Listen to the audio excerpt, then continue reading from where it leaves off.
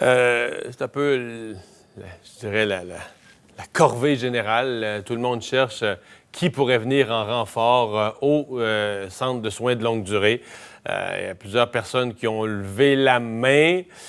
Des groupes, des associations. Certains se plaignent, le gouvernement n'est pas très efficace à nous rappeler ou à faire le partage de tout ça. En même temps, on a vu à certains cas des groupes qui lèvent la main, répondent présent à l'appel, mais ils ne sont pas prêts à faire n'importe quoi dans les CHSLD. Là, c'est pas simple, hein? Il y a l'opposition officielle ce matin qui a pris position sur la question et sur la mesure qu'on devrait prendre. Pierre Arcan, le chef du Parti libéral par intérim, chef de l'opposition officielle à l'Assemblée nationale, est avec nous. Bonjour, M. Arcan. Bonjour, M. Dumont. D'abord, votre lecture de la situation à l'heure actuelle dans les CHSLD? Ben, ma lecture, c'est que c'est clair il y a un caractère d'urgence nationale actuellement. Je pense que c'est assez évident. Hier, M. Legault a été très clair. Il manque 1250, il y a 1250 personnes de moins, là. Alors, j'ai pas besoin de vous dire qu'il y a vraiment une urgence extrêmement importante. On a besoin de renforts tout à fait maintenant. Et c'est pour ça que j'écoutais tout à l'heure la dame. Et vous savez, le 1er avril, vous avez le réseau là, des entreprises d'économie sociale. J'ai la lettre ici qui a été envoyée à Mme McCann et qui dit qu'il y a du monde prêt à aider et ils n'ont pas reçu de retour d'appel de leur part. Alors, il y a des médecins dans mon comté, des urgentologues, des médecins spécialistes également qui me disent, écoutez, on a levé la main et on n'a pas eu encore de retour d'appel. Alors, je peux comprendre très bien que le ministère de la Santé actuellement est débordé, là, qu'il y a beaucoup de demandes, mais il y a un caractère tout à fait urgent. C'est une urgence nationale, à mon avis, de vraiment solutionner cette problématique-là. Et il faut des gens qui soient opérationnels rapidement. C'est pour ça qu'on a dit, est-ce que le corps médical de l'armée, ça peut pas être une bonne solution, puisque ces gens-là, quand même, peuvent être opérationnels dès maintenant. Oui. Et donc, vous y référez. On peut voir le message que vous avez mis là, sur Twitter plus tôt ce matin. Nous sommes rendus là. L'ampleur de la situation exige que nous appelions en renfort toutes les ressources possibles. L'armée a du personnel médical. Donc, vous souhaitez que M. Legault fasse la demande au gouvernement fédéral, à Justin Trudeau, pour la présence de l'armée dans nos CHSLD? Bien, écoutez, il est clair qu'hier, quand j'ai écouté le point de presse de M. Legault, là, M. Legault cherchait des solutions. Nous, on est en mode collaboration avec le gouvernement. On essaie de trouver des idées, des solutions à M. Legault sur ces enjeux-là. Et c'en est une. Et moi, je demande aussi au ministère de la Santé, là, les médecins qui ont appelé, qui se disent disponibles, rappelez-le, s'il vous plaît.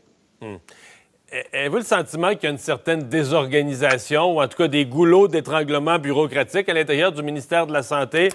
Disons, pour faire le passage des offres, les gens qui offrent leurs services, qui ont différentes expériences dans le domaine de la santé, et les établissements eux-mêmes qui sont en attente de renfort, on a l'impression que c'est pas fluide là, entre l'offre et les besoins, là. Oui, je pense que le ministère, clairement, actuellement, est débordé, et je peux très bien comprendre la situation, sauf que il y a un enjeu majeur actuellement. Là, il y a des gens qui risquent leur vie à tous les jours, à toutes les minutes, je devrais dire, à toute fin pratique, s'ils n'ont pas les soins qui sont nécessaires. Alors, c'est pour ça qu'on dit, écoutez, là, il faut absolument qu'on trouve des solutions et pas des solutions demain ou après-demain, là, des solutions aujourd'hui pour justement aider les gens qui sont en difficulté.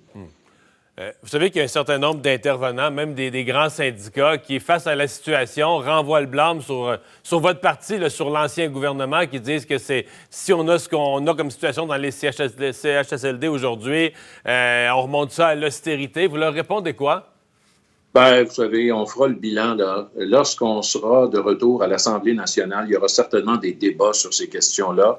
Je dois vous dire très honnêtement qu'il y a eu certainement des erreurs au fil des années de la part de tous les gouvernements. Mais là, pour l'instant, on va au plus pressant. Et une chose est certaine, c'est qu'on aura l'occasion largement de faire des débats sur la suite des choses. Est-ce que le modèle de CHSLD est encore le bon modèle et ainsi de suite? Je pense qu'il y aura amplement le temps, un peu plus tard, de faire la discussion là-dessus. vous souhaitez qu'on appelle l'armée en renfort. Est-ce que vous croyez, parce que dans le secteur public, quand même, on a parlé des enseignants de cégep qui sont dans les sphères proches de la santé. Est-ce que vous pensez qu'à l'intérieur du secteur public, si on allait chercher toutes les ressources, on pourrait faire mieux? Est-ce que vous pensez même qu'on devrait forcer la note? Je sais que le gouvernement a l'air très hésitant, mais il y a bien des citoyens qui disent, écoute, le secteur public, là, il y a des gens qui ont une paye, ils sont payés avec l'argent public. Si on a besoin d'eux à un endroit, bon, ils envoient là, puis c'est tout, là. Ben, d'abord, au départ, on avait un site web là, qui s'appelle, qui parle de bénévolat, là. Et donc, ce site web, on nous a dit qu'il y avait beaucoup de monde qui avait appliqué. La difficulté, je pense, actuellement, comme je vous le disais tout à l'heure, c'est qu'on a besoin de trouver des gens qui vont être capables rapidement de pouvoir exercer les fonctions. Alors moi, au niveau de l'éducation, s'il y a des gens qui sont dans des domaines, évidemment, de santé, je pense que ces gens-là peuvent être extrêmement utiles parce qu'encore une fois, on a besoin des gens qui vont être capables de soigner, d'aider très rapidement de ce côté-là. Alors, je pense que c'est ça qui est la priorité actuellement et il faut travailler en ce sens-là. Et on ne peut pas non plus embaucher n'importe qui, évidemment. Alors, je pense que là, il y a vraiment un triage à faire de ce côté-là, de trouver les bonnes personnes. Puis notre appel à l'armée, simplement au corps médical de l'armée tout à l'heure, c'est qu'on sait que ces gens-là vont être capables d'opérer rapidement et d'être en mesure, évidemment, d'aider nos personnes âgées. Vous avez émis le souhait au cours des derniers jours. En fait, tous les partis d'opposition l'ont émis, sans hurler sur les toits, mais quand même, on a senti une volonté de pouvoir poser des questions au gouvernement. On cherche des mécanismes. Est-ce que ça pourrait se faire par une espèce de parlement en ligne? M. Legault a dit hier à sa conférence de presse qu'il était en discussion avec les partis d'opposition, ou c'est avant-hier, qu'il était en discussion avec les partis d'opposition là-dessus. On en est où, là? Bien, la discussion se poursuit toujours. J'espère qu'on sera en mesure d'avoir une entente. Vous savez, ce qu'on demande actuellement, c'est qu'il y a le 21 avril, le Parlement est supposé revenir.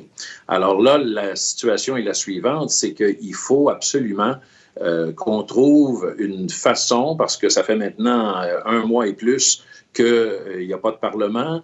Je pense que le gouvernement a une reddition de comptes à faire, une reddition de comptes qui est importante. On comprend là qu'on ne se réunira pas les 125 à l'Assemblée nationale, mais on pense que chacun des ministres là, les plus touchés par ce qui se passe actuellement devrait au moins être en mesure de répondre aux questions de l'opposition là-dessus. Je pense que c'est ce qui est demandé et les négociations se poursuivent actuellement.